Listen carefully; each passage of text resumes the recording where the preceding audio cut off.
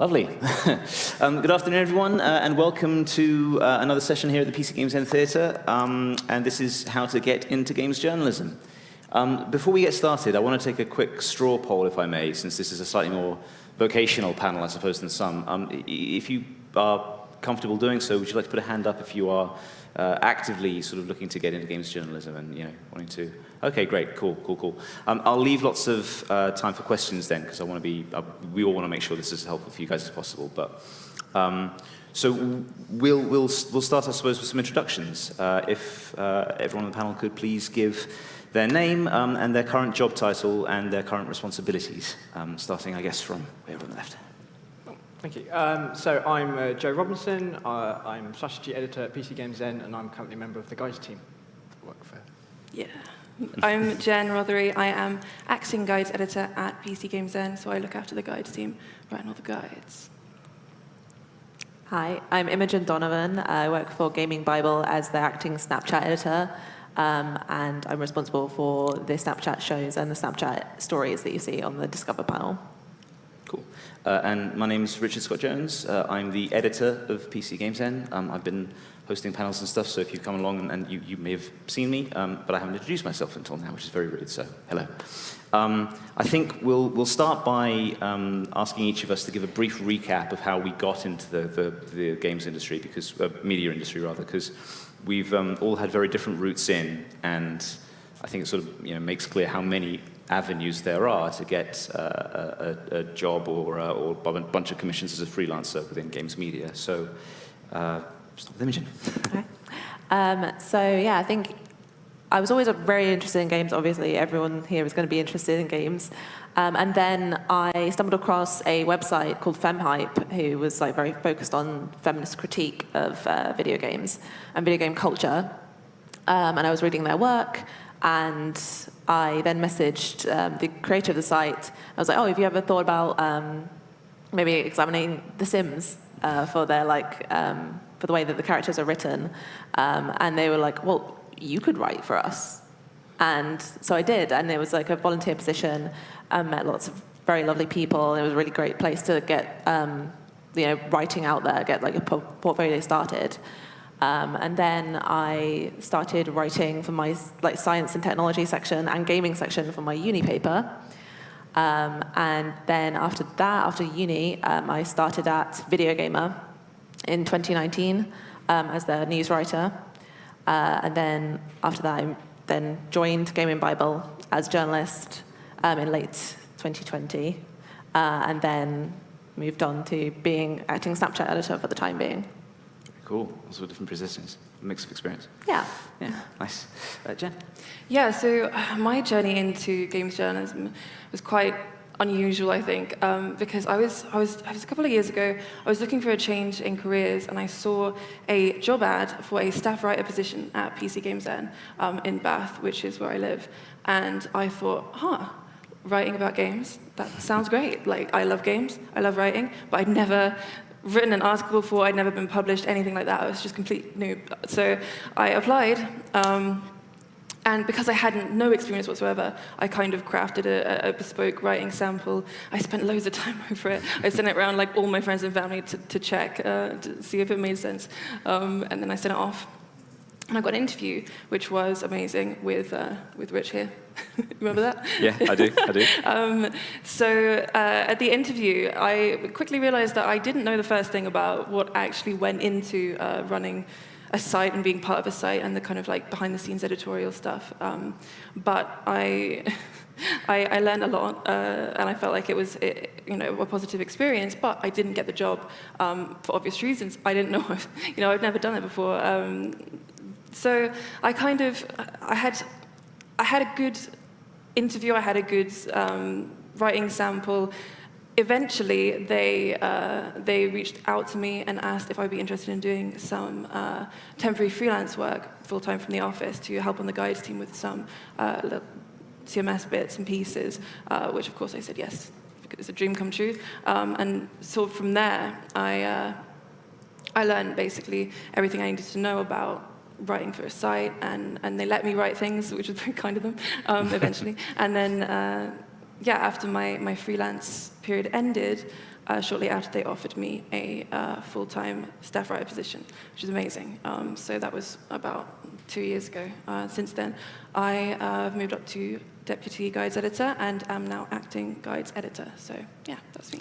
Yeah, it was, as Jen mentions, and we'll come on to this later, like, you hadn't had a lot of experience or bylines or anything published, but it was obvious to all of us in the room and from her writing sample that there was a hell of a lot of talent there. So, that's the thing to focus on, and like it sticks in the mind. And so, we'll talk about particular pieces of advice in just a second, but and I know you're going to talk about the importance of developing writing ability and skills and stuff. So, you don't need a wealth of experience, and I want to make clear that, as long as you've got, the talent and the enthusiasm and the drive, the barriers to entry may be a lot lower than you think. Joe? My career has been almost nomadic. I've been over a lot of places, but it started in 2008. I was at uni. I actually went and did multimedia journalism at university, not for any particular reason. I kind of had a vague idea coming out of sixth form that I wanted to tell stories and maybe be a bit more respectable with it, so I went into terms of journalism instead of being an author or anything, even though I've always wanted to write a book, I just never have. But about halfway through my 3-year course, I realized that the most likely career waiting for me was going to be in local news, like local newspapers, local radio stations. And the thought made me want to cry, because it's actually quite boring.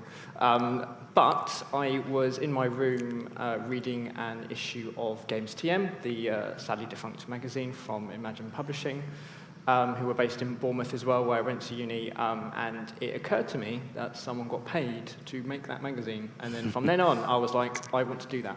And from then, I kind of hustled my way onto a freelance jobs board, despite the fact that I wasn't actually a games freelancer, but I got on there, lied about it, it was fantastic, and then got some gigs from there, and my career just kind of spiraled and developed from there. But I really threw myself into it because for my final year dissertation, I did it on games journalism and games media, which was a really fascinating way to immerse myself into the world quite quickly. And I talked to people from like GameSpot, from Games TM, loads of people just to kind of get that dissertation together. So that's kind of how I got started. Cool. And then my path in, I had sort of vague aspirations to join the games media, but had no real idea of how to do so and no pathway until I stumbled across a jobs board. I think it was called gamesjournalismjobs.com, or it's something very obvious. That's probably not exactly what it is. But similarly to Imogen, my path was through voluntary sites. So there are these jobs boards where you will find people who have set up blogs or small-scale sites at sort of the lower tiers of scale and traffic, where they may not feel they're able to offer paid positions. And I mean, I can talk a little bit about that path in and sort of red flags to look out for, because there's a lot of exploitation out there. But because it gave me my break, I can't really say don't do it under any circumstances. All I would say is just make sure that you're getting something out of it, and be prepared to walk away when you're not. Like, if they're not paying you, then you owe them nothing. But the reality is that after roughly a year, to be honest, of going to shows like this, I covered Rezzed as part of the site that I worked for. Within 3 months of starting, I was sent off to a press trip in London to interview Randy Varnell from Gearbox for the Battleborn UK press launch. And it's like, I found my head spinning at the time. I had no idea that just by advertising, like answering a job ad for an unpaid position, I could be, interviewing a chief creative officer of a major US developer publisher. So that was really interesting. I think I got lucky in hindsight, because the website that I refer to, which is now defunct and off the internet, was set up by a former section editor of a magazine.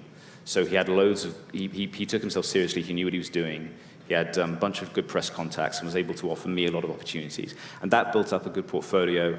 I started applying with it when I wasn't interested in working for free anymore, and I couldn't see what more I was getting out of it. And there were a couple of sites that were advertising for vacancies. One of them was PC Games N. I started as a staff writer in 2016 and have sort of worked my way up. And that's all it was. So yeah, I mean, voluntary sites can be a good way in, but do make sure that you are getting good opportunities and you're learning the trade, and that you feel you're getting something out of it, something out of the experience, and don't be afraid to walk away, because what you can always do is pitch, and you can pitch to sites that will actually pay you and commission you, and we'll talk a little bit about commissioning advice, I suppose, and pitching advice as well. Because that's a better way probably of getting some exposure and getting some articles up and actually getting paid for your time. So we will go around the group again and offer sort of one or two pieces of advice, an obvious or overlooked competency to develop, a thing to do, a pitfall to be wary of, and then we'll go to you guys for questions. Although I'm sure we could all talk for ages about it, but like I say, I want to give you guys a chance to ask us things.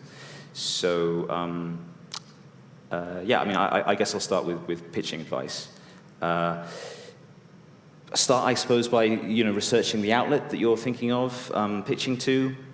Most outlets will have we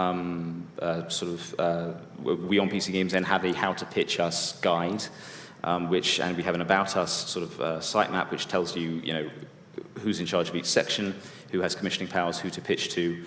Be very, very clear about what you're offering, and understand who to sort of offer it to.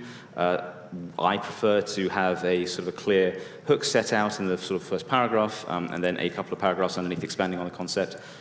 We prefer to receive them one at a time, and talk a little bit about why you are able to deliver on the idea, talk about the intended audience for it, and then talk about if there are any sort of exigencies like an interview that you're going to search for, and then start the conversation with us that way. Let's. I'm rambling on long enough. Let's sort of bring in someone else on their pieces of advice. I think we were going to move from pitching advice on to, was it Jen, to talk about writing advice? Yeah, well, I also wanted to speak a little bit about pitching, because as a guides writer, guides editor, I think you should pitch guides, because it's pretty, there's so many opportunities to write guides. Editors are always looking for guides covering upcoming new content, the latest game, so you can kind of anticipate these, particularly if there is a game that you're really, really into, especially live service games like Fortnite or Final Fantasy or Genshin Impact or something like that. If you really know this game and you're aware that there's an update coming up that introduces like new characters, new quests, all that kind of thing, then you know everything that you need to know to write that guide for an outlet. So all you need to do is kind of put yourself forward as an expert, as someone who's clued up, and you can pitch in anticipation of new content or around new games that have come out that might be a little bit under the radar that kind of go viral. There's loads of opportunities there. So I would say when pitching guides specifically, you don't so I never had a byline or anything like that. So, but people will want to see a sample of your writing. That's one of the most important things, because as an editor, it's so nice to receive work where you're like, this is all clean. It's accurate. It makes our lives a lot easier, and also it has some extra kind of passion and expertise in there as well. So be sure to always either link to or include a writing sample, and also introduce yourself and say why you're an expert in this game, like your experience, and also other games that you're into as well, because often, we'll have people who we go to for certain games, and then we get to know them, and then we realize, hey, you're really into MMOs, so whenever there's a new MMO, we'll think, this person, they're gonna, potentially be heading into this game and checking it out. So you kind of build up these relationships, and you get this, areas of expertise over time, and that's something that I think is like a great way to build up a reputation, build up your bylines, and get more and more work kind of off the back of what you do. But what I will say is that I can't overstate the importance of the quality of writing, right? Like, that's kind of the impression that you make on a site, on an individual editor. It means so much because it's that individual editor's job to take that work and help it fit the site mold. And the easier you make that for them, and the more fun you make that for them, if you put some stupid jokes in, like I don't know, maybe not appropriate with all guys, but then the better, basically. So you kind of, you build up such a positive relationship that they will come back to you and say, hey, this person's like completely on it for this game or that game, and the copy is great. And if you've got really excellent copy and there's a lot of personality and there's a lot of initiative, then people, commissioning editors, are going to be interested in working with you on basically anything. You know, like the sky's the limit, really. There's going to be a lot of trust built up, and you'll find yourself, you know, with more and more opportunities.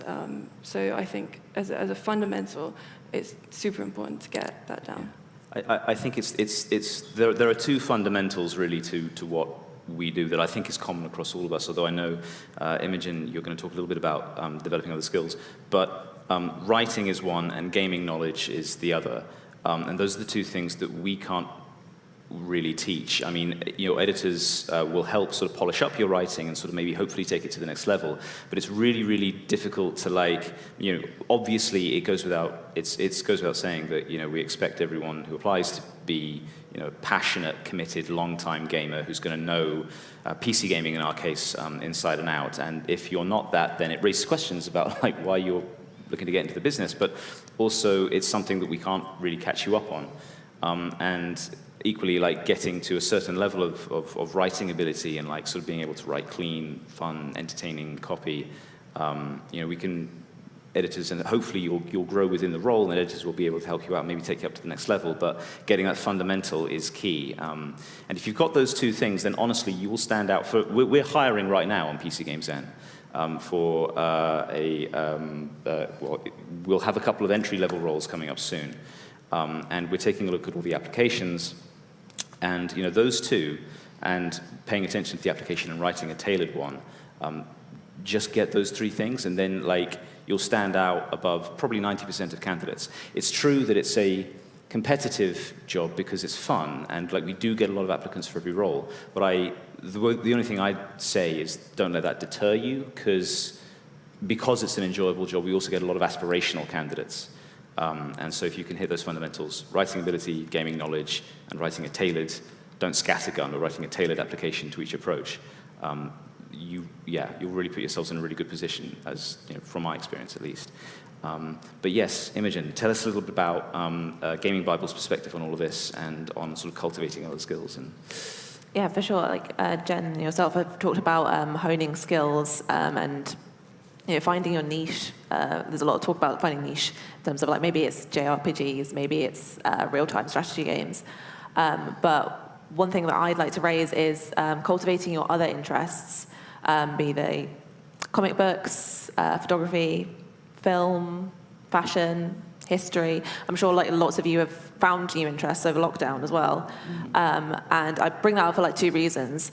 Number one being that when someone's hiring, it's very rare that they're going to be doing a tick box exercise. Can this person do the job? Cracking, let's get them in. They want to know who you are. They want to know your interests. They want to know your passions, what makes you click. Are you going to gel with this team? And you find that sense of self from developing other interests. Like absolutely, gaming can be your core interest. It can be the most important thing. However, if you are really passionate about cooking, or if you're really passionate about films, that will also shine through and make you much more personable in an interview, or much more personable even in your writing, which is like the second thing I want to raise about cultivating your interests, being that like those things will feed into your style, will feed into the personality that comes across when you write. And yeah, I know I said two, technically there's three things, just to be aware of in terms of like pitfalls. If you're watching The Batman, or if you're watching Bridgerton, and you're thinking like, this is just like that, or you know, why don't we have a game about this? And you're thinking about what you could pitch to a site, or you could pitch to that site. try not to fall into the pitfall of like seeing everything as content, because you will burn out in that regard. Like, you will take the things that are relaxing or helped you to unwind, and then they'll just become an outlet for you to write as well. Like, your brain will just always be on. And that applies to events like these as well. Like, come here, have a nice time first, and then collect people's cards and emails afterwards. Like, really still make this fun, still make this like a nice thing for you to do, and still gain a lot of enjoyment out of it. Like, it's a very competitive field. There's a lot of honing your skills that happens over, several years, and like really understanding the landscape, but still have fun. Yeah, absolutely. Joe, I know you're going to talk a little bit about sort of relationships and networking and things. Yeah, what's your big advice? Yeah, so I was in the kind of fortunate position where I was close to London. I could attend the London event scene quite regularly back in the before times when it was kind of more of an established thing. I would say that I kind of built my career on that period of my freelance life, where I was able to go to events, meet other games journalists, but also PRs. One thing Jen did point out when we were discussing kind of talking points is that relationships and building and those relationships and networking, it won't make you better at your job. It won't like teach you to write better, but it will open up opportunities for you to get your work in front of people so that you can get that feedback, so that you can find your niche or find an outlet for whatever it is you want to try and specialize in. So obviously, the nature of events, specifically in networking, is changing slightly now that we're coming out of this pandemic period. There's been a great reception to WASD and events like this one, so hopefully big groupings like this can continue, and you can meet people at places like this, make contacts, cultivate opinions and skills, and just kind of talk with your peers, like just being able to talk to other aspiring games writers and existing games writers and commissioning editors as well. It can't be undervalued, it's quite good. But another thing I did want to kind of hit home is that we have 4 games journalists here. We have 4 very different entries into this business. Some commonalities, like volunteer sites and that. But if you went and found 4 more games journalists, I know we've got some hiding in the back there, their journey into this business is going to be just as different. There is no path, there's no manual you can follow. You get in the way you get in, and that's fine. But the important thing to understand is, one, what you can offer. And you don't have to worry too much about being able to offer something that literally no one else can offer, even though that would be great if you do find a niche like that. You just got to be good at something, because subject matter expertise, knowledge, it always comes through in writing. Like, I can read 2 different articles on the same subject, and I can tell who actually knows the subject and who's just, passing knowledge or maybe just done a bit of research. Understanding what it is you can offer, and then understanding what sites actually want or need. It's great if you're an expert in strategy games. I am an expert in strategy games, is what I built my career on. But I know the limits of what I can do with that if I was freelancing, if I was pitching. Strategy. Civ 6 is one of the most popular strategy games around right now. It still pales into comparison to Elden Ring, to Fortnite, to Genshin Impact. You need to know the limits of what your subject, of what your expertise is, and you need to marry that with what sites actually want.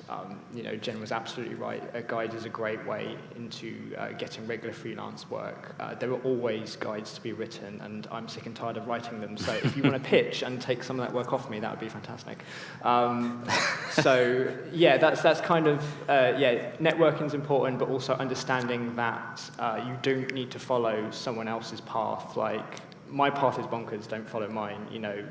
Richard and Jen have slightly more normal kind of entries into this business, but again, that might not be appropriate for you depending on your circumstances. So, find your own way, understand what it is you can do, but understand what sites want and need, because that's what they're going to be paying for. They have their goals, they have their strategies, and that's where the money is going to be available for freelance work. Yeah, picking up on both that point and on Imogen's, I guess there's developing broad, universally useful knowledge, and then there's developing a niche, or multiple niches. There's a freelancer that is a guy called, I'll name him, Phil Ivaniuk. He's an amazing writer, and he knows racing games to like the most amazing minute level of detail, where he can analyze, the limits of grip and soil deformation under tires and things. It's crazy. And he knows that genre that well, and yet there are so few really, really good authoritative racing game commentators in the business that anytime a new racing game comes out, he's first in line, and he can pick his pick his commission, whether it's writing for us or for PC Gamer or for whoever.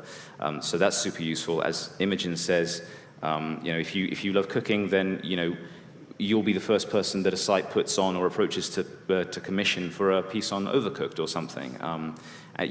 Gaming is universal, so your interests as a human being will find an outlet to express. But also, it's important to develop a knowledge base on all the games that everyone wants to commission on, Fortnite, World of Warcraft, Genshin Impact these days, Destiny 2, all the big ones. So yeah, we can keep talking, I'm sure, but I know you guys are interested in getting into it, and we've got a good long chunk of time for questions. So would we like to go to the floor now? If so, stick a hand up. I'll check our Twitch as well, because we know that there's a stream going. Yeah, would anyone like to ask a question? At the back. Thank you. Yeah, just come to the mic. Yeah, thanks very much. That was super interesting to hear. I guess really a question for the guides element of games writing. Going into guides writing, have you got any real specific tips for that genre particularly? What are the things you really need to look out for when writing guides specifically? Yeah. I think we'll throw that to our acting guides editor. Yeah. So as I mentioned before, there's some things that are kind of, you can anticipate are going to be of interest to guides writers and to audiences, right? So around major updates in live service games, you've got, for Genshin Impact, you've got the new characters that are coming out, right? So we do loads of guides on those. In particular, we do a build guide for them. We do a guide to when they're coming out. We do a guide to the materials that you need to level them up and things like that. So there's loads of opportunities in anything that's basically new content that's coming that isn't. There's not really a threshold for it has to be this complicated or it has to be this inaccessible, because people will literally Google everything. They won't even open the menu in the game to check before they go to Google. They will go to Google first every single time. They Google things that you are literally right in front of them. There's no limit. There's no lower limit to what is too simple for a guide, because there are people searching for it. So yeah, I think just kind of thinking about the content the games that you want to pitch on, and thinking about what you might Google, just playing through it and think, hey, I would like to know a cool build, or I'd like to know how to get past this raid, or whatever it is. Yeah, basically that's a good way to do it. And you can get a sense for what a particular site is going to commission by, as Jen says, having a bit of a Google. Recently, I've been playing Elden Ring, and I think I was looking for something fairly specific where a particular sorcery was to be found. And we do guides on PC Games N about pickups and collectibles within Elden Ring and how to find them. But there are some sites out there which will go even more granular than that, and which will look for. And which will put out guides like how to solve a very particular puzzle in a very particular part of a level of a very particular shooter. And you can pitch stuff. You can pitch stuff that's that niche, but obviously only sites that are already publishing are going to accept pitches like that. So if you do a little bit of Googling and sort of figure out which sites approach guides in that way, then that's probably a good start to get some ideas. Bear in mind that obviously some sites have a split between doing it in-house and doing it with freelancers, but you put your feelers out there, and I guess that's where developing a knowledge of what the industry is like and which sites are approaching things in that way is important. Thank you very much. Welcome. We've got 600 viewers, it looks like, on Twitch, so hello to everyone watching at home. If you want to drop a question into the chat, then please do. Don't be shy. Are there any more from the floor? Yes, sir. Yes, ma'am. Sorry. That's a bit tall. Hello. I've been freelancing in journalism for like 6 years, on and off, and I'm trying to get into games journalism as like a staff writer. I've written news and I've written entertainment news, and I do stuff on YouTube about gaming, but I'm finding it really difficult to marry those two things to show that I have the experience to write gaming news. It's not worked so far, so do you have any tips? Tips on how to demonstrate you have the expertise for writing on games? Yeah, that I know games and I know how to write news, and like just because I haven't done those two things together yet doesn't mean I can't. Okay, well, I'm surprised to hear that you're struggling to demonstrate that. I mean, like I say, we'll have a couple of staff writer level vacancies coming up on PC Games within the next month. Maybe if you want to hit me up afterwards and talk a little bit about it, maybe swap info, that'd be great, and like I'd welcome an application. In terms of demonstrating it more broadly, I mean, for me, it would be enough to have a breakdown of your experience in games on your cover letter or something. If you were to say, you know, I've been playing games for 20 years, these are my favorites, I know them inside and out, you know, that would be enough for me. I guess if you're struggling to find like places to publish games writing and sort of point to some clippings, you know, if you can't find an outlet to sort of publish that stuff and get a byline, it's really okay, for me at least, when I'm looking for applicants, to sort of start a blog and just put some articles up and say, you know, look, this is something I've already written. Doesn't matter it's not published elsewhere. This is me showing that, you know, I understand the layout of a news piece, the news pyramid and all of that. I know how to format things. I know a little bit about SEO and sort of grabbing Google's stuff. And, you know, here's some added value that I'm putting into this news story based on my experience, you know, linking things in. Yeah, I mean, I'd be happy to sort of see that on, you know, an independent blog.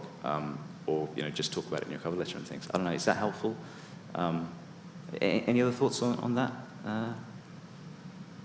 Yeah, I mean, I feel like if you were to write like just like a writing sample of a piece of gaming news and send that with an application or prospective application to an outlet, then that's a really good way of demonstrating essentially what you would be passing on to the editor were you to get the job. And I think it can be, I know it's difficult and it can be quite disheartening making lots of applications and not being successful, but I think you only need to be successful once and then you've done it, right? So there's a lot of perseverance involved in that. But it really is a case of like the right opportunity coming along at the right time, and you can do lots of things to make sure that you're in the right position to make the most of these opportunities that you come across, whether that's through doing lots of research or self-publishing things or networking as well, you know, making sure people know who you are and getting advice from people who you might be working with in the future. I mean, so for me personally, like I would always be happy to speak to anyone who was interested in pitching or might be applying to a job. You know, you can DM me on Twitter or something, and I'd be happy to like talk through any application anyone's thinking of making or a pitch that anyone's thinking of making, because I think that can be one of the biggest barriers between like freelancing and staff roles is knowing the internal workings of a site and what exactly goes on, and that's something you can only really learn from having it explained to you. So yeah. I'm going to rather shamelessly jump in on that to say that our staff writer starting salaries at PC Games are £22,000, which, as far as I know, to the best of our knowledge, we have not perfect visibility on what other sites pay, but we are as confident and hopeful as we can be that that's pretty good. So I'd like to, you know, anyone who's interested in getting a start, please, I want to hear from you. Yeah, I don't care about being competitive about this sort of thing. I want to hear from all of you. Thank you. Thank you. Any more? Yes. A bit short for me. I was just wondering, so obviously a lot of the kind of games journalism stuff is about kind of, especially guides is probably a good example of it, is about getting those clicks from search engines. It's about, you know, writing about Elden Ring when Elden Ring is popular. what's it like when sort of pitching to larger sites, when you're covering that sort of more alternative beat of, smaller scale indies, the strange things you find on itch.io? What's it like kind of trying to find a place for that in more mainstream games press, where you're less trying to harvest the existing attention for a thing and maybe trying to drive it towards smaller projects? And do you have any tips for how to pitch that to larger sites like yourselves? Cool. Anyone want to jump in on Yeah. Well, Joe? Yeah. I feel like I've spoke too much recently, so you go for it. Sorry. So I firmly believe that indie game coverage is more viable now than it has been in recent years. There are still limits to that. We talk about guides a lot, we talk about search a lot, you brought it up. A lot of that is a consequence of Google's presence in our lives, and we can't escape that. But what we can do is boil games down to concepts, terms, things like that. And one thing we found is that indie games can also be RPG games, they can also be strategy games, they can also be insert key term here.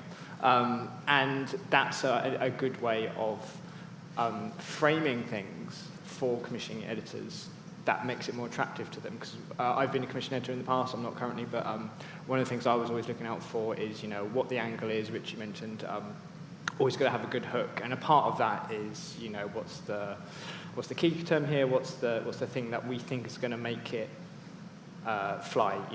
Ultimately, we want this stuff to get read, and we want it to go in front of as many people as possible. And people search and want information on a wide variety of things. And indie games can fit into all these kind of little buckets. It's just about understanding that and being able to frame and phrase things in a way that kind of aligns with what we look for in freelance pitches. Like, it's not all about Elden Ring, although, yeah, it is all about Elden Ring, unfortunately. But, what are games like Elden Ring? What are the best Elden Ring mods in, another game, right? People go to Google to ask questions, and, part of our job, especially on the guides, is to answer them. But, you can answer them in many different ways, and you can get many different answers in front of people if you know the right tricks. Imogen, your work with Snapchat and some of the social stuff you do, I imagine you've got a really fascinating perspective on that. I would say with when you're pitching something that's smaller in the face of something that's much more prevalent or much more popular, is that timeliness is really important. So if you are pitching something that's about, so sorry to use Elden Ring again as an example, but yeah, something that's like a Souls-like indie, that you really want to spotlight, the team's really passionate about it, you've spoken to the team themselves, and pitching that at the time where Elden Ring is really, really popular would help marry the kind of the two halves that we have of we would like to create content that it gets a lot of interest, a lot of clicks. As we say, social channels do have a large presence in our lives, as well as showcasing something that you're really passionate about, someone else would be really passionate about, and marrying those two together. Timeliness, I would say, is key, and just being aware of maybe anniversaries that are coming up for certain games, or any sort of world events or cultural events that are going on, and then just marrying the two together as best you can. And that makes it much easier for the editor to be right, I can see how this will work, I can see how this will fit in with the rest of our content going out either on Facebook or the website or Twitter or Snapchat.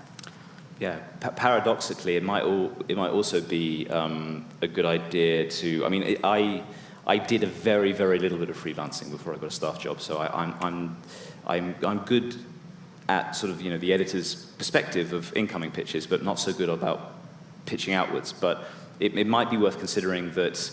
Paradoxically, the bigger sites are the ones that maybe care least about traffic because they already have a huge footprint. IGN and GameSpot are huge and will stay huge. I don't see a great deal of indie coverage on either of them, maybe a little bit on IGN. PC Gamer is very good at it, and again, they can afford to be because they're massive. So that might be worth a shot. Elsewhere, Rock, Paper, Shotgun, rival of PC Games End, but a fantastic site, and one which has always led the way on indie coverage. Part of it is scale, part of it is everything these guys just said, but part of it is also just, you get a feel for the ones that do good indie coverage and care about getting it right. And like we do on PC Games End, but we try to make it traffic. And one of the ways that we do it is by comparing an indie game to an established one to sort of give people a frame of reference. So that's the way that we approach it too. And yeah, if you can recognize that and reflect that in your pitch, exactly as Joe says. Yeah, it's a good tip. We do have a couple of points coming in from Twitch. One of our writers, Ian Boudreau, echoed by the editor of The Loadout, one of our sister sites, Jess Wells. They say it can be discouraging as a freelancer, picking up on what Jen says, to be when you don't hear back from editors from pitches, but keep going. Like we do all care about finding good talent and publishing it and getting people into the industry and finding new voices. It is true that editors are spectacularly busy, but we try. So don't be afraid to give us a little bit of a nudge if it's taking a couple of days, and keep at it. Perseverance, I suppose. Any more questions? I think we can maybe take one or two more. Yes, Sarah at the back. I was thinking, when it comes to writing, we say how important it is to know how to write properly.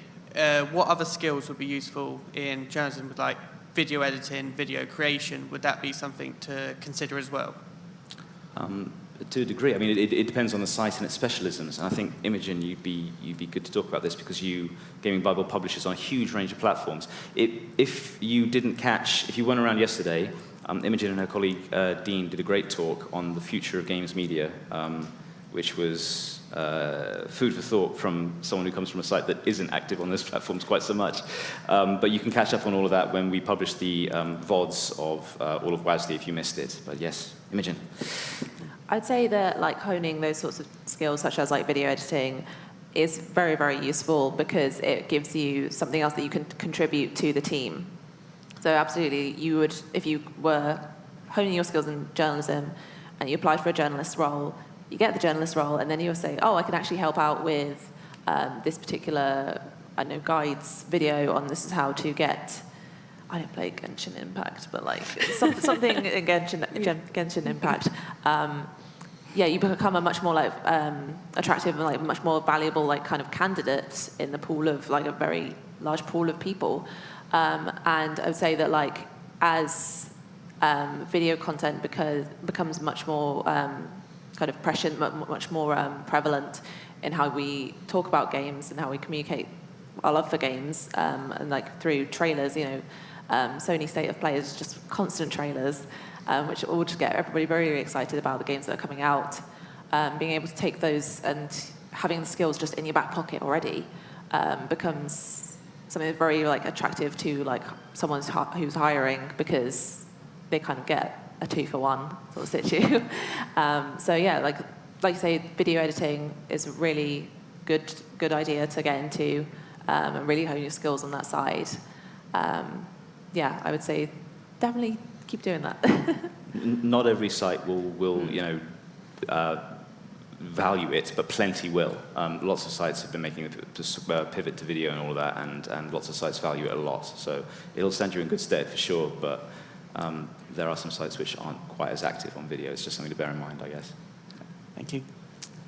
I think we'll probably have to wrap it there. Sorry if there were any more questions, but I'm not on the next panel, so come and grab me or waylay me, and anyone else. We're happy to talk to all of you. I'm just going to check the schedule for the next one. You going to remember what it was, Joe?